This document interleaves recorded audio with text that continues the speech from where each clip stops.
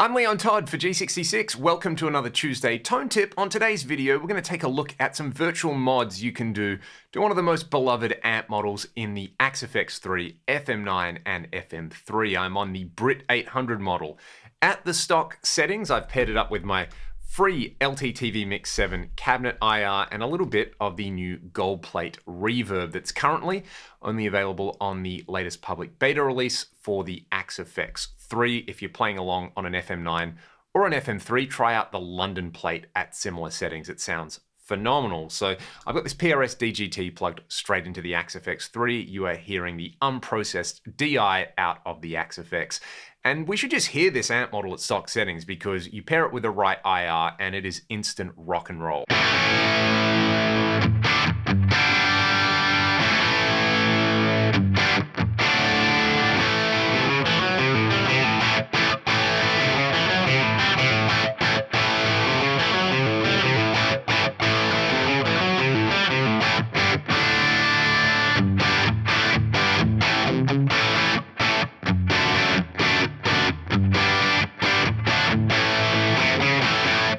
Well, that sounds amazing. I could go and do a gig with that straight away without tweaking anything. The real-world amps that these models are based on, however, are incredibly popular platforms for modification, and there are several classic mods and some more subtle mods that we can actually do by using the advanced parameters in the Fractal. So the first thing that I want to do is go to the ideal page over here, and you can see that this gives you access to a few controls that aren't available on the real amp. For example, you can add a depth circuit in here. There's the fat switch, the cut switch. You can add an input boost. Just adding an input boost to this is one of my favorite so-called mods or tweaks on here.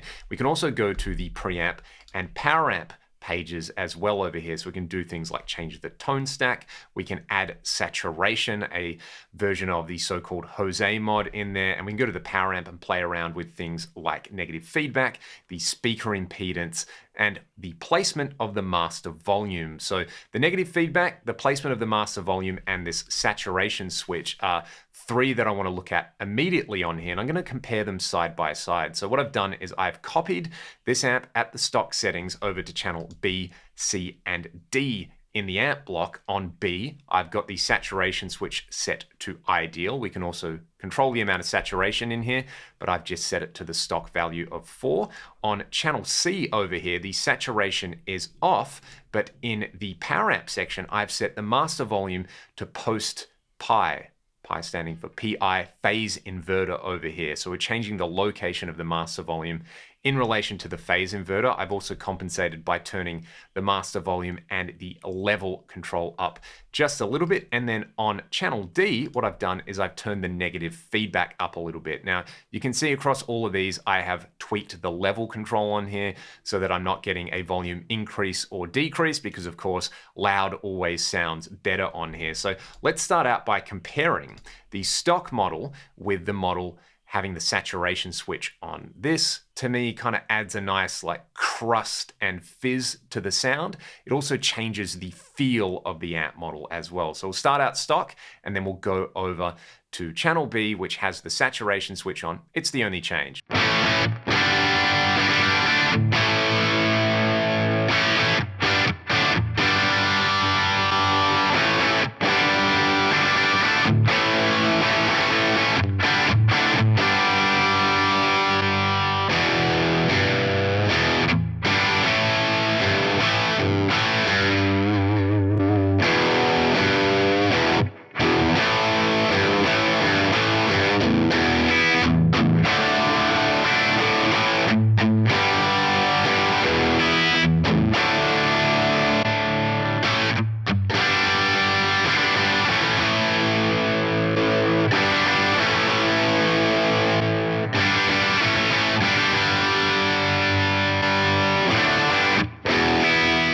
Does change the overall character of the tone there. It's thicker, it's slightly more compressed. You do lose some of that percussive thrack that these amp models are really, really renowned for. So if you like that kind of thing, it's a really easy way to transform the stock amp into something that sounds like something that would have been modified in, say, the mid-1980s, and it's perfect for that era of sounds. Next up, I'm going to go to channel C over here, and this virtual mod is changing the location of the master volume on here. So we're going from pre-phase inverter to post-phase inverter. Listen out here, this one is probably more obvious tonally compared to the saturation switch in there. It just makes it sound a whole lot angrier and spittier on here. So we're going to go from the Brit 800 again at stock settings to the channel C, where I have changed the location of the master volume, and then on channel C I've also turned up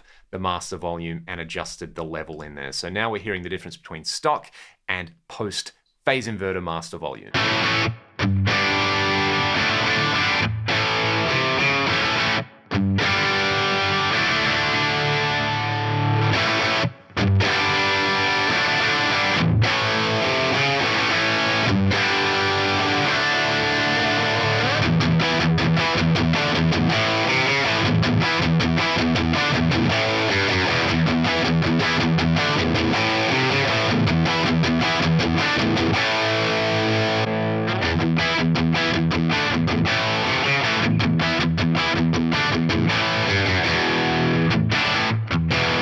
So if you liked what the saturation switch was doing, that post-phase inverter master volume mod kind of takes that even further. The last one is going to be a little more subtle on here, and it's going to maintain the overall character of the amp a little bit more. It's just going to change the feel slightly, and it's just going to beef everything up. It's changing the negative feedback from the stock value to around 3.5, 4, somewhere in that zone. So this essentially is mimicking the difference you might get between a 50 watt amp and a 100 watt amp, ignoring all other value changes that you might make between a 50 watt and a 100 watt amp. But let's just hear what it does.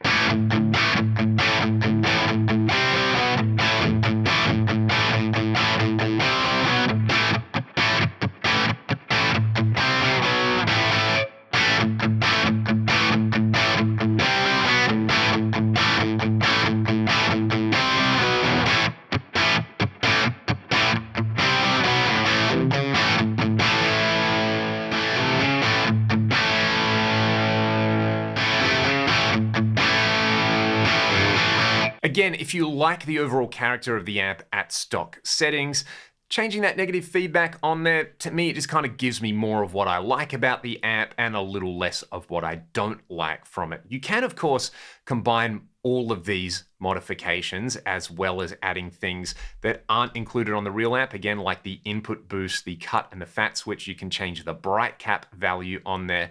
My personal favorite combination, if I really want to take the Brit 800 and turn it into a super mean high gain machine, is to use that negative feedback value on there. So to turn the stock negative feedback up, to swap the master volume location from pre-phase inverter to post-phase inverter, and to turn that master volume up. And while I like the saturation switch, I actually just prefer using a preamp input boost on here. I'm going to go with the CC boost over here with around 9 dB of extra gain on there. So what we can hear now is the difference between the stock value and now this heavily modified Brit 800 model.